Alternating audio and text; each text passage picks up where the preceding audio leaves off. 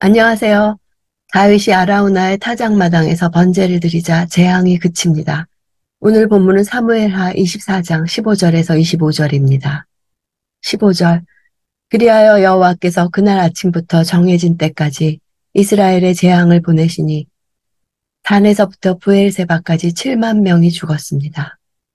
지리적으로 단에서부터 브엘세바까지 숫자적으로 7만 명이란 하나님의 진노가 온전히 나타났다는 것을 뜻합니다.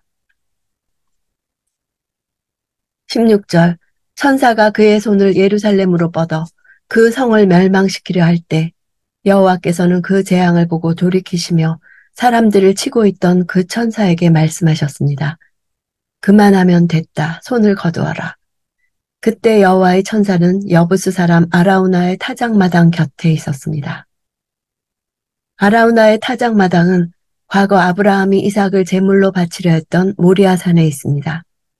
예루살렘을 보시자 긍휼히 여기시고 재앙을 거두셨다는 것은 다윗 왕가와 그가 다스리는 나라를 긍휼히 보셨다는 뜻입니다. 하나님께서 다윗 왕가와 그의 나라를 긍휼히 여기신 것은 다윗과 맺은 영원한 언약과의 관계 속에 있습니다. 재앙으로 번역된 히브리어는 출애굽의 10번째 재앙을 표현하는 단어와 동일한 어원을 가집니다. 죽음의 사자가 양의 피를 바른 집을 넘어갔듯이 아라우나의 타작마당에서 재앙이 손을 거둔 것입니다. 17절. 다윗이 사람들을 치는 천사를 보고 여호와께 말했습니다. 죄짓고 잘못을 저지른 사람은 저입니다. 저 사람들은 약무리일 뿐입니다. 저들이 무슨 잘못을 했습니까? 주의 손으로 저와 제 집을 치십시오. 다윗은 양을 위해 자신의 목숨을 내어주는 목자의 모습으로 나옵니다. 다윗은 모든 책임이 자신에게 있다고 회개하며 이스라엘 백성에 대한 중보자로서의 역할을 하고 있습니다. 바로 예수 그리스도의 대속 사역을 예표해주고 있습니다. 18절. 그날 갓이 다윗에게 와서 말했습니다. 올라가서 여부스 사람 아라우나의 타작마당에서 여호와께 제단을 쌓으십시오. 다윗의 다급한 기도에 대한 즉각적 응답으로 갓을 보내셨습니다. 죄사함은 반드시 희생제사를 통해서 이루어집니다. 피 흘림이 없이는 사함도 없다는 것이 하나님이 정하신 법이기 때문입니다. 성경에서는 타작마당이 하나님의 심판을 상징하는 장소로 표현됩니다. 21절. 그리고 말했습니다. 내 주 왕께서 무슨 일로 종에게 오셨습니까? 다윗이 대답했습니다. 내 타작마당을 사서 여호와께 제단을 쌓아 백성들에게 내린 재앙이 그치게 하려고 한다. 아라우나는 밀을 타작하다가 다윗을 맞이합니다. 산다는 것은 사다, 구속하다라는 의미가 있는 단어를 사용했습니다. 대속의 의미를 강조하기 위해서입니다. 24절. 그러나 왕은 아라우나에게 대답했습니다. 아니다. 내가 값을 지불하고 사겠다. 내가 내 하나님 여호와께 공짜로 얻은 것으로 번제물을 드릴 수 없다. 그리하여 다윗은 은 50세겔을 주고 타작마당과 소를 샀습니다. 다윗이 은 50세겔을 준 것은 타작마당과 소에 대한 값입니다. 한편 역대상 21장 25절에는 금 600세겔의 값을 지불했다고 되어 있어서 부지 전체를 다 사들인 값을 치른 것을 알 수 있습니다. 타작마당에 제단을 세우라는 명령은 역병을 달래기 위한 임시 제단을 쌓으라는 것입니다. 이는 당시 예루살렘에는 여호와를 위한 제단이 아직 없었음을 뜻합니다. 다윗은 비록 성전을 짓지 못했지만 성전 건축을 위한 부지를 매입했고 성전의 기능에 대한 비전을 제시했습니다. 역대하 3장 1절에 솔로몬이 예루살렘 모리아산에 여호와의 전 건축하기를 시작하니 그곳은 전에 여호와께서 그의 아버지 다윗에게 나타나신 곳이요 여부스 사람 오르난의 타작마당에 다윗이 정한 곳이라고 되어 있습니다.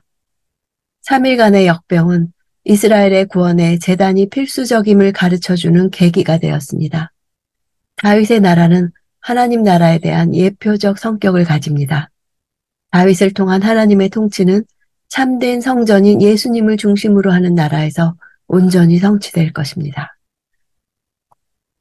25절. 다윗은 거기에서 여호와께 제단을 쌓고 번제물과 화목제물을 올려드렸습니다.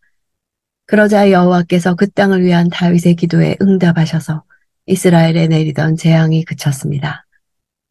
다윗이 드린 번제와 화목제를 동반한 죄사함의 간구와 그 땅을 위한 중보 기도를 들으시고 여호와께서 이스라엘에 내리신 재앙을 그치셨습니다.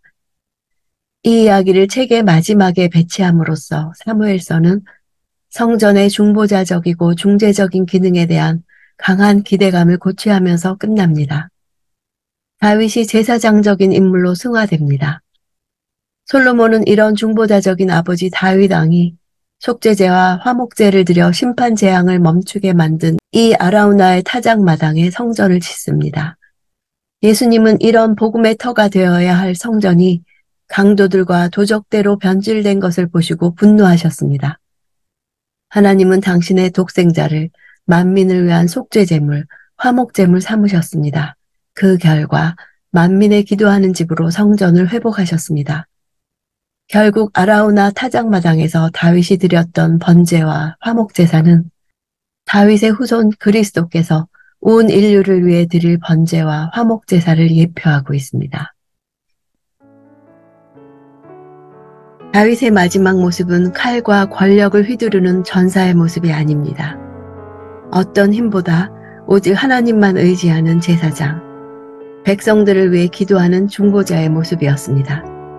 하나님의 나라는 그분의 자비와 사랑을 기초로 세워집니다.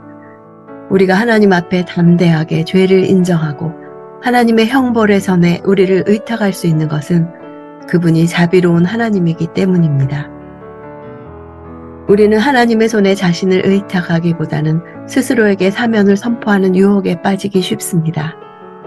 용서해 주세요 하는 기도보다 하나님의 손에 의탁합니다 라는 기도가 더 필요한 때입니다. 지금까지 살면서 나는 어떤 존재로 바뀌어 왔는지를 생각해 봅시다. 다윗의 인생 끝에는 그가 예표한 그리스도만 남았습니다. 다윗의 승리는 그리스도의 승리입니다. 내 인생 끝에도 그리스도만 남는 삶이 되기를 원합니다.